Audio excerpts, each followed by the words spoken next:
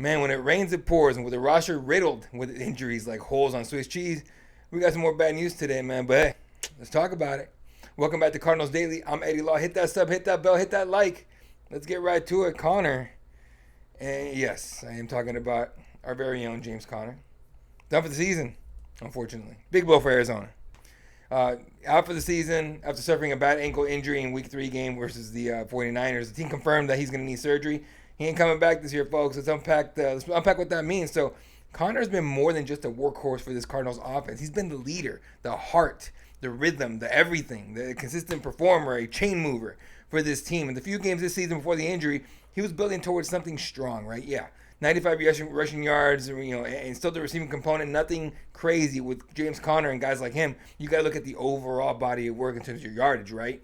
And he scored on both ends, catching and running, or rushing. So it hurts to lose him. Losing him means Arizona loses that reliable element, both in short yardage situations and in controlling game tempo. It's not just numbers, folks. It's identity. With him missing, defenses can shift more aggressively, knowing one of our main threats is gone for the season, right? Game planning changes immediately. Thankfully, Cardinals have some options, right? Trey Benson, second-year running back out of Florida State, is a presumed next lead back. He's already shown flashes. 21 carries, 125 yards on the season through 3 games, and he's had some receptions as well. Behind Benson, there's guys like Amari DeMercado, Bam Knight, who could definitely spell him, and a possible practice squad option like, Michael Carter, who has played in the league quite a bit, could be elevated in there and getting some run time. But stepping in as the lead back isn't about hitting home runs. It's about handling pass protections, blitz pickups, being a threat in the screen game, third down, goal line, areas where Connor was trusted. Benson and the others are going to need to prove they can handle all of that. And that's a big, big ask for those guys, especially a young guy like Trey Benson. Expect Arizona to adjust its offensive scheme. Maybe more emphasis may shift to, short, high percentage throws, screens, schemes that might, that would mitigate the loss of Connor, who could, consistently could gain tough yards between the tackles. Kyler Murray, we're going to have to lean on him even more on play action, right, and passing down, especially early in drives to compensate, which hasn't been his strong suit, especially as of late. But, when you're losing Connor, you got to lean more on him for sure. The run game's going to suffer, especially in late situations, by the way. Short yardage, right? Minimizing negative plays will be crucial. Arizona cannot let the defensive front stack the box without the threat of Connor.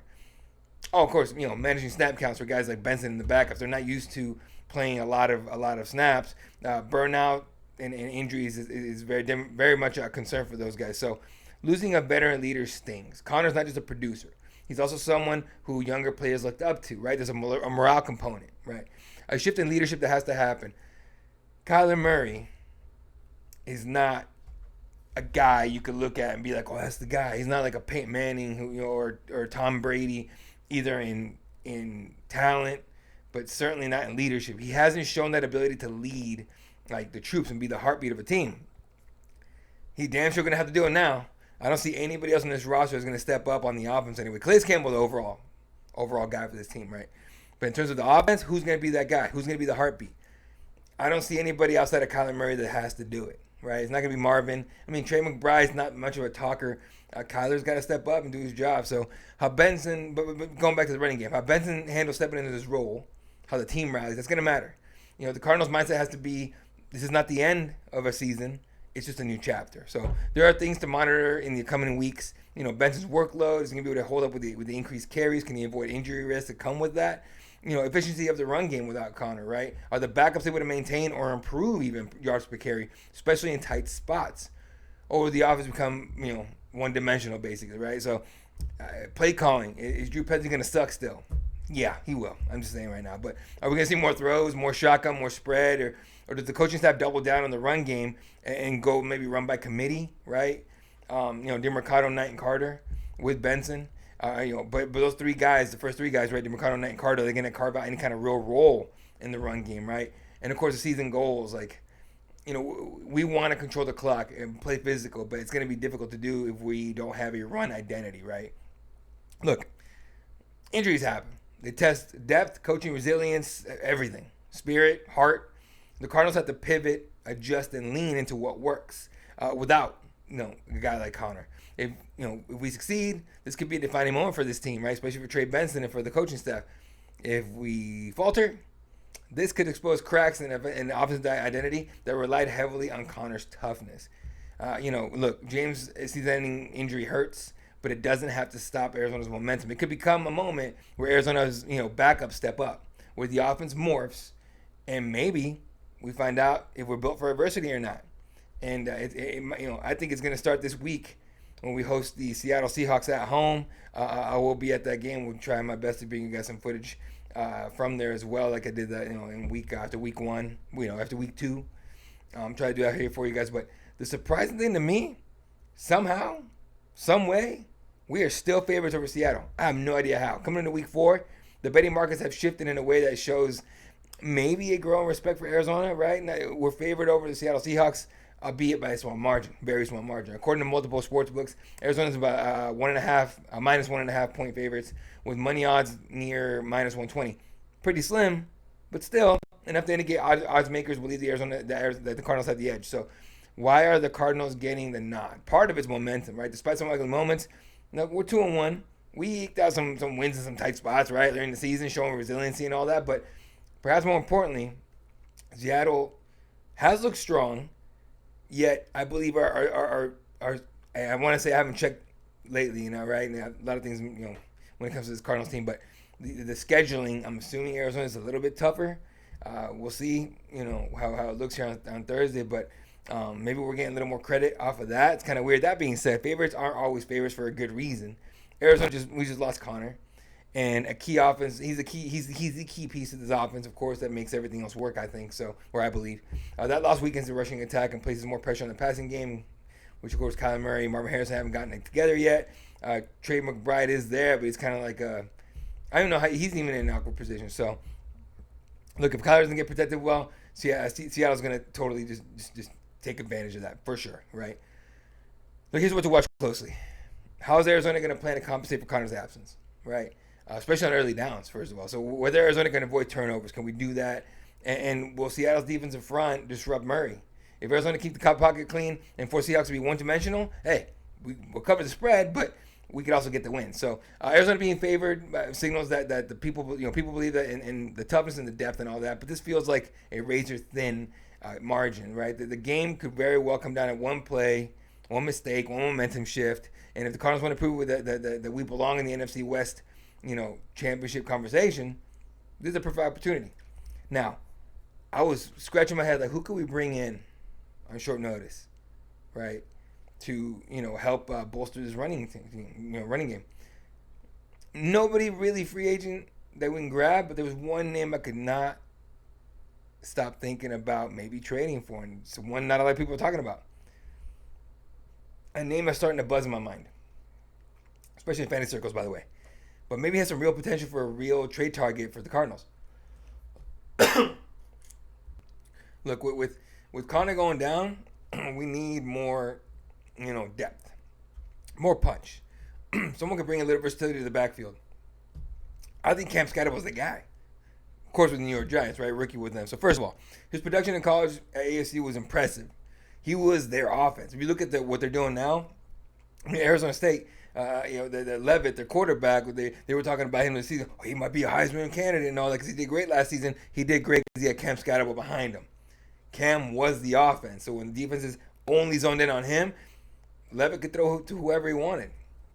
Now, if you look at how ASU has played lately, yeah, not the case. Sam Levitt is not a Heisman Trophy candidate and never will be. But it gives Scatterbo that much more credit. In the NFL, look, early returns show he can handle early down volume. He got more early down work in week 2 with the Giants. Carrying, I think it was like 11 carries for 45 yards in a score. Plus, he's a solid catcher. He looks like a bruiser who could run with contact and break down towards the second level. His receiving chops are real. Not elite yet, but the ability to catch out of the backfield gives Murray and the Cardinals offense more flexibility, especially given the injuries that we have and the need to stay unpredictable at this point. Although Drew Petzing is not helping us be unpredictable. Thanks, Drew. With Connor down, Cardinals are going to need someone who can handle a bigger workload. Benson is damn sure promising, right? I think we're going to be just fine with him, but still relatively unproven. In pass protection, tough yards, red zone, and all that. Scatterbo can help lighten the load and add some fresh legs, of course, and kind of just be like the juggernaut, straight up. Just put a head down and go right through people. Defenses are going to key in on what the Cardinals still do have, which is even more on Murray even more Marvin Harrison Jr. and even more McBride. So run game needs to stay credible, and not just for fantasy stats, but to keep defenses honest, right? Look, scatterable styles what Arizona has shown it that it wants. A back who can break contact, be physical, but also move laterally and catch. Versatility in the backfield is huge, especially with the injuries that we have. So scatterable is relatively new and improving at the NFL level. There's a risk in workload, pass protection holding up under physical toll of the season. And the cost might be a little higher than some expect. Probably some draft capital and all that. I think we can get him for like a fifth round pick, maybe a fourth. We know the Giants don't make smart decisions, so maybe we can get him for even cheaper. But there's also a question of scheme fit. Will Arizona's offensive line and blocking scheme allow him to maximize his strengths? If he's stuck behind a line that struggles or is predictable, he's not going to be as effective. Look, Connor's out. That makes urgency real. If they wait too long opposing defenses, we'll see Arizona as a one-dimensional team, and that's going to kick us right in the ass. Cannot have that. So Cam Scatterable is not perfect. He'll have growing pains, but his upside, skill set, the vacancy in the Arizona's backfield, make him an appealing trade target in my mind. And he could bring style, power, flexibility, grit, heart, all the stuff that Connor had or has, but no longer in the lineup. He could bring that right now to this offense. So if the Cardinals pull the trigger, they might not just recover from Connor's injury, could come out stronger for it. You never know. All right, hot take time, ladies and gentlemen. And this one, I mean, I'm probably irritating you guys with the same, BS when it comes to Drew Petzing, but Jonathan Gannon came out and defended him, and that to me was just like, bro, what? I'm not saying fire him right now. I'm saying admit that he has a problem and then fire him. But anyway, ever since the offseason criticism has swirled around Drew Petzing as the Cardinals, offensive coordinator, and play call predictability. Underwhelming target share, especially for Marvin Harrison Jr., or star receiver, and questionable situational decisions. There's a lot to gripe about here, but what's interesting is how head coach Jonathan Gannon has stepped up to defend Petzing lately, and that deserves a closer look. So, first, Gannon said publicly, he said Petzing, this last game against the Niners, called his best game. Did he? Did he, JG? Are you sure? Are you sure we were watching the same damn game? All right, look, I get it, right? Strong endorsement, especially given the scrutiny from fans and media over the offensive shortcomings. Gannon's argument is simple. This unit is built conservatively because he believes that's how it needs to be constructed based on personnel and scheme. In other words, some of what people interpret as Petzing not being aggressive may instead be intentional play design rather than incompetence. It's not. It's incompetence. Let's stop playing, but whatever. That leads us to the second point. Idea of expectation versus reality, right? So Gannon seems to be pushing back on the notion that every drive needs to be a highlight reel. He defends Petzing by saying that the game plan has to adapt to opponent's strengths, injuries, and in-game momentum. If you don't have all your pieces, or if defenses are just explicitly game planning to shut your big weapons down, which they're doing with Marvin Harrison Jr., then you adjust. That means sometimes going safer, less flashy, trusting your defense more to keep you in games while trying to protect against mistakes. Still, it begs the question, is this defensive, or is it defense, not defense, defense of Petzing fair, or is JG just buying time? Because even if some, conservatism, what I'm talking about, even if just, being safer is warranted, there are recurring issues. For example, target distribution is an issue. It's consistently lagged for Marvin, right? For Harrison Jr., obviously. Situational play calling late in games has raised eyebrows with Petzing calling garbage, and the offense has been very predictable, not just too predictable, incredibly predictable in crucial moments. The fans want to see creativity, especially in the red zone, 2-minute drills, big third down plays, not always run base or checkdowns to stay safe. That is not the way to play. Last night, I'll give you a real quick example. Last night the lines were 4. It was like 4, 4th and 1, 4th and 2, whatever it was, and it was a decision head coach Dan Campbell made with the Lions. Do I punt it? Trust my defense? Hope that Lamar Jackson or Derrick Henry, who fumbled the ball, and this is the reason that we were in that spot, I wouldn't make him pay for it, or do you go for it? This man went for it and got the first down, ended the game effectively, right? So Petzing doesn't do that at all, but is what it is. I think what JG probably thinks, Petzing needs some support right now, right?